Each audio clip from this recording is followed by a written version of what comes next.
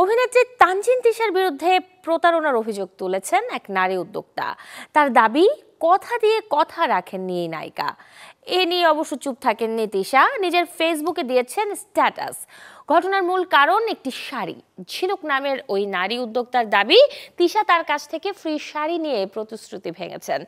ঘটনার সূত্রপাত গেল জানুয়ারিতে জানিয়ে তিনি বলেন, তিশা তার ভেরিফাইড ইনস্টাগ্রাম অ্যাকাউন্ট থেকে অ্যাপোনিয়া নামের অনলাইন ফ্যাশন পেজে যোগাযোগ করে একটি হলুদ জামদানি শাড়ি পছন্দ করেন, যার দাম ছিল 28,800 টাকা।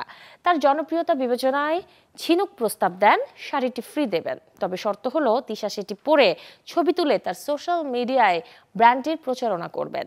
তিশা প্রস্তাবে রাজিও হন, কিন্তু 10 মাস কেটে গেলেও তিশা সেই প্রতিশ্রুতি রক্ষা করেননি। এমন অভিযোগের পর তানজিন তিশা তার ফেসবুক পেজে আনুষ্ঠানিকভাবে প্রতিক্রিয়া জানিয়েছেন। বলেন, গিফট নিয়ে হয়ে গেলাম প্রতারক, হাহা। ফটোশুটই যদি করাতে চান, পারিশ্রমিক কই? আজব নারী উদ্যোক্তা, আপনার গিফটে সালাম। যদিও এই সালামের অর্থ পরিষ্কার করেননি তিশা। তিনি কি শাড়ি ফেরত দেবেন নাকি টাকা পরিশোধ করবেন স্পষ্ট নয় স্ট্যাটাসে। এদিকে আজ তানজিন তিশাকে লিগ্যাল নোটিশ পাঠিয়েছে ওই নারী উদ্যোক্তা।